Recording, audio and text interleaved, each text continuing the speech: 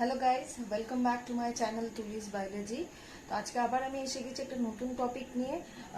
বোর্ডে রয়েছে, বুঝতেই পারছো, ক্রেপ সাইকেল নিয়ে পড়াবো। কিন্তু তার আগে আমি আমার কয়েকটা কথা তোমাদের বলে দিতে চাই।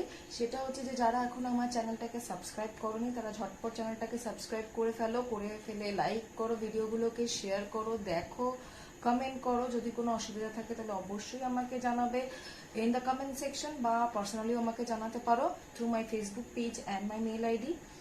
আর যারা অলরেডি সাবস্ক্রাইব করে ফেলেছো তাদেরকেও সেম কথা বলছে, ভিডিওগুলো দেখো, শেয়ার করো, কমেন্টস করো। তো আর যদি অবভিয়াসলি কোনো অসুবিধা থাকে তাহলে আমাকে জানাও। তো আগের ভিডিওতে আমি একটা টপিক দিয়েছিলাম ক্লাস 11-এর জন্য, এই ভিডিওটাও ক্লাস 11-এর জন্যই। সেটা হচ্ছে যে C2, C3, C4 সাইকেলটা করার একটা টোটাল একটা ভিডিও বানিয়েছিলাম। ওটার আমি তোমাদেরকে সাজেশনে বলেছিলাম যে যদি সাইকেলগুলোর দুটো ভাগ করে নেবে, যারা C2, C3, C4 করবে তারা কমপ্লিটলি ওদিকটা করবে, আর যারা ভাবো যে না C2, C3, C4 করবো না, তাহলে তাদেরকে আমি বলবো গ্লাইকোলাইসিস আর ক্রেপ সাইকেলটা করবে, কারণ কি এগুলোর মধ্যে থেকে অর আসে। তো গ্লাইকোলাইসিসটা আমি করছি না, কারণ কি আমার চ্যানেলে অলরেডি গ্লাইকোলাইসিসের ভিডিও রয়েছে। আমি ডিসক্রিপশন বক্সে ওটার লিঙ্কটা দিয়ে দেবো গ্লাইকোলাইসিসের, তো ওখান থেকে দেখে নেবে। তো ক্রেপ সাইকেলটা আগে করা নেই, তো ক্রেপ সাইকেলটাতে আমরা শুরু করছি। তো ক্রেপ সাইকেলটা হচ্ছে সেকেন্ড স্টেপ অফ রেসপিরেশন। আগে হবে গ্লাইকোলাইসিস, তারপর হবে ক্রেপ সাইকেল। তো গ্লাইকোলাইসিসটা কি হচ্ছিল প্রথমে, যে glucose is being broken down to form the pyruvic acid বা পাইরুভেট। ঠিক আছে, তো একটা গ্লুকোজ মলিকিউল থেকে আমরা দুখানা পাইরুভিক অ্যাসিড পাচ্ছি। ঠিক আছে, তো এই পাইরুভিক অ্যাসিডটা মানে নেক্সট ভাঙবে হচ্ছে কি ক্রেপ সাইকেলে। তো এই ক্রেপ সাইকেলটা হচ্ছে কোথায় হচ্ছে, it is taking place in the mitochondria.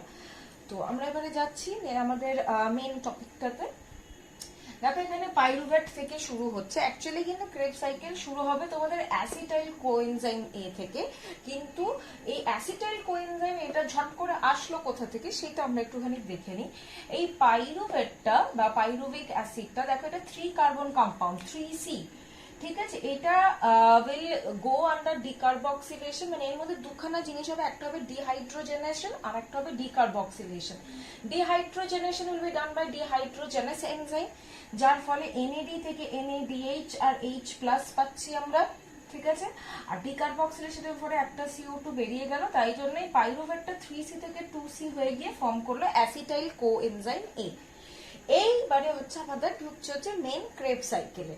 তো এই সাইকেলটা খুবই দেখে সবাই ভাবো যে বাবা বিশাল কিছু একটা, খুব কমপ্লিকেটেড, একদমই নয়। সাইকেলগুলোকে গ্লাইকোলাইসিস বলো বা ক্রেব সাইকেল বা যে কোনো সাইকেলটাকে লজিক্যালি বুঝে গেলে কিন্তু আর কোনো অসুবিধা হওয়ার কোনো কারণ থাকবে না। তো সেটাই আমি বলতে চাইছি যে কিভাবে এটা পড়বে, যাতে বেশি স্ট্রেস না নিয়ে কিভাবে এটা পড়া যায় সেটাই দেখো। অ্যাসিটাইল কোএনজাইম এ, যাকে না 2 কার্বন কম্পাউন্ড, এই অ্যাসিটাইল কোএনজাইম এটা এবারে ভাঙবে, ভেঙে জিনিসটা তৈরি করবে হচ্ছে মানে ইট উইল আন্ডারগো ডিসোসিয়েশন। একটা তৈরি করবে কোএনজাইম এ আর একটা তৈরি করবে সাইট্রিক অ্যাসিড। তো সাইট্রিক অ্যাসিডটা কিভাবে তৈরি করবে, দেখো এখানে অলরেডি আমরা দেখতে পাচ্ছি 2খানা কার্বন আছে, কিন্তু এই সাইট্রিক অ্যাসিডে ঝট করে চলে আসলো আমাদের কাছে 6খানা কার্বন। তো আমি 4খানা কার্বন কোথা থেকে পেলাম, এই 4খানা কার্বন আমি লোন নিয়েছি কার থেকে, অক্সালো অ্যাসিটিক অ্যাসিডের থেকে। দেখো এই অক্সালো অ্যাসিটিক অ্যাসিড যার কাছে কিনা এই 4খানা কার্বন রয়েছে, সে এই অ্যাসিটাইল কোয়ের সঙ্গে, যখন অ্যাসিটাইল কোয়েটা ভাঙছে, ভেঙে কোএনজাইম এটা তৈরি করছে, তখন এই অক্সালো অ্যাসিটিক অ্যাসিডটা এটার সঙ্গে রিঅ্যাক্ট করছে বা বাইন্ড করছে along with H2O। দেখো H2O কিন্তু ঢুকছে, along with there is an enzyme which is termed as synthetase। ঠিক আছে, তো এই এনজাইমটার সঙ্গে এই অক্সালো অ্যাসিটিক অ্যাসিড এই অ্যাসিটাইল কোয়ের সঙ্গে মিলে তৈরি করলো সাইট্রিক অ্যাসিড। ঠিক আছে, তাহলে এবার দেখো অ্যাসিটাইল কোএনজাইমের 2টো কার্বন আর অক্সালো অ্যাসিটিক অ্যাসিডের 4টে কার্বন মিলে হয়ে গেল 6টা কার্বন, আর এই কোএনজাইম এটা বেরিয়ে গেল। ক্লিয়ার? এইবারে দেখো আমার সাইট্রিক অ্যাসিড আসলো, কিন্তু আমি কিন্তু অলরেডি 4খানা কার্বন লোন অ্যামাউন্টে বসে রয়েছি, তাহলে আমাকে এগুলো কিন্তু ফেরত দিতে হবে, আমি কিন্তু নিজের মনে করে রেখে দিতে পারবো না। তো কিভাবে আমরা ফেরত দেবো সেটাই আমরা দেখবো। এরপরে দেখো citric acid will be converted to cis aconitic acid. কিভাবে, by the action of an enzyme termed as aconitase, আর তার সঙ্গে দেখো H2O বেরিয়ে গেল। ঠিক আছে, তাই জন্য এটা converted to cis aconitic acid. এটাও কিন্তু 6 carbon compound, so there is till now there is no decarboxylation. এরপরে দেখো কিন্তু এইখানে কিন্তু ডিহাইড্রেশন হলো, কারণ কি H2O বেরিয়ে গেল, ঠিক আছে। নেক্সট দেখো সিস অ্যাকোনাইটিক থেকে আমরা পাচ্ছি আইসোসাইট্রিক, সেম এনজাইম ইউজ হলো অ্যাকোনাইটিস, কিন্তু এইখানে কিন্তু হাইড্রেশন হচ্ছে, ডিহাইড্রেশন হচ্ছে না। কেন? কারণ কি H2O কিন্তু ঢুকছে, তাই জন্য আইসোসাইট্রিক হচ্ছে। দেখো 6 কার্বন, এটাও 6 কার্বন। এইবারে দেখো নেক্সট হচ্ছে আইসোসাইট্রিক থেকে অক্সালোসাক্সিনিক অ্যাসিড তৈরি হচ্ছে by the process of dehydrogenase বা ডিহাইড্রোজেনেস এনজাইমটা ইউজ হচ্ছে, তার ফলে কিন্তু আমরা আরেকটা NADH এখানে পাইলাম। এটা হচ্ছে first NADH production in the Kreb cycle, ঠিক আছে। এইটা কিন্তু ক্রেব সাইকেলের মধ্যে পড়ছে না, সুতরাং এখানে ডিহাইড্রোজেনেশন হলেও আমরা কিন্তু এটাকে ধরবো না। নেক্সট হচ্ছে অক্সালোসাক্সিনিক অ্যাসিড, যেটাও কিন্তু 6 কার্বন কম্পাউন্ডের তৈরি হলো। নেক্সট হচ্ছে দেখো এইখানে হচ্ছে ফার্স্ট আমাদের ডিকার্বক্সিলেশন হলো, ফার্স্ট ডিকার্বক্সিলেশন 1 নম্বর কার্বন ডাই অক্সাইড আমরা পেলাম। তার ফলে দেখো এটা অক্সালোসাক্সিনিক অ্যাসিডটা তৈরি করলো আলফা কিটোগ্লুটারিক অ্যাসিড বা আলফা কিটোগ্লুটারেট, যেটা কিনা 5টা কার্বন কম্পাউন্ড, ঠিক আছে। এখানে আমরা ফার্স্ট NADH পেয়েছি, এখানে আমরা ফার্স্ট CO2 পেলাম।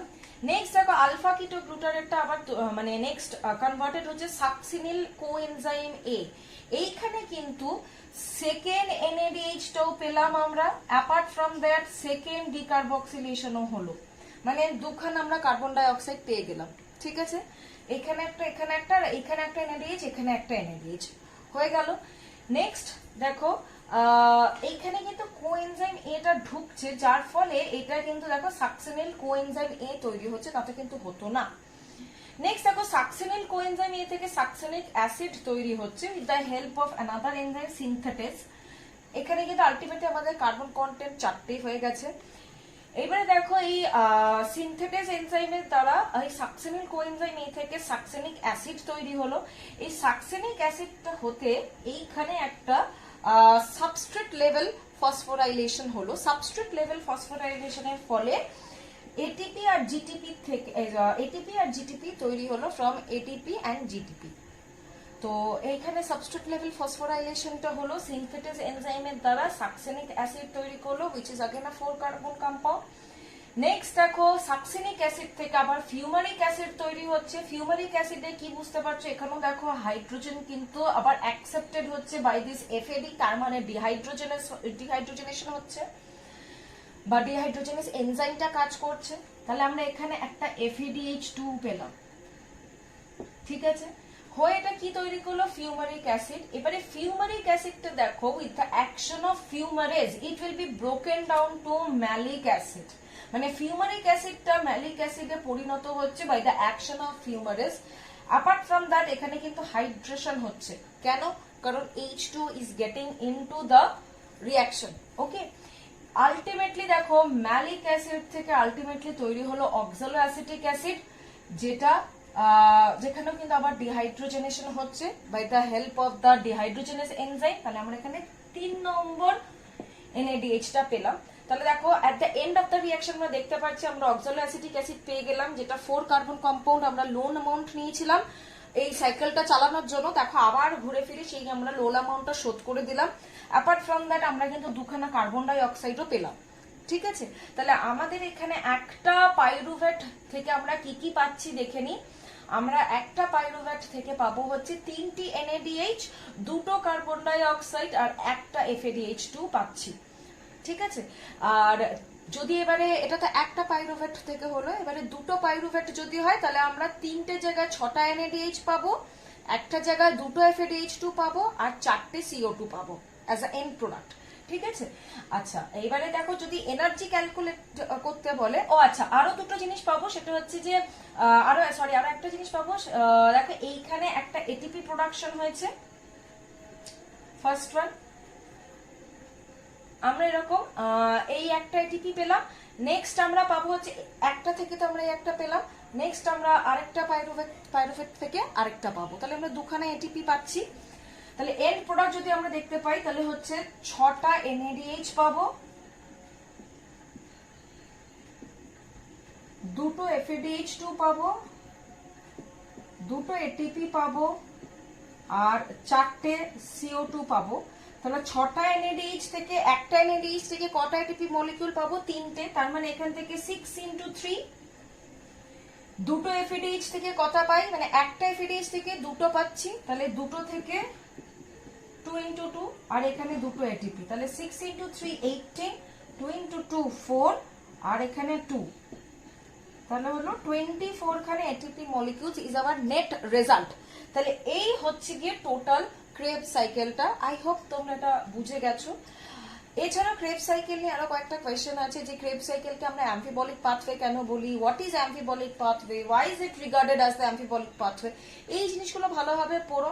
আর সাইকেলটা লিখতে দিলে দ্য কার্বন কন্টেন্ট, এনজাইম পুরো সমেত লিখে তবে দেবে, তবেই তোমরা কিন্তু ফুল মার্কস স্কোর করতে পারবে, আদারওয়াইজ কিন্তু পারবে না। আশা করছি তোমরা বুঝতে পেরে গেছো। যদি কোনো সমস্যা থাকে তাহলে আমাকে জানিও, কমেন্ট সেকশনে জানাতে পারো, আমাকে পার্সোনালিও জানাতে পারো through my Facebook page and my mail ID. So আমি আর কিছু বলছি না, জাস্ট এইটুকু বলছি, keep supporting me, keep watching my video, subscribe to my channel, like করো, শেয়ার করো, কমেন্ট করে জানাও আমাকে তোমাদের কোনো সমস্যা থাকলে। এভাবেই সাপোর্ট করতে থাকো। Till then everyone, bye bye, take care and all the very best for your exam.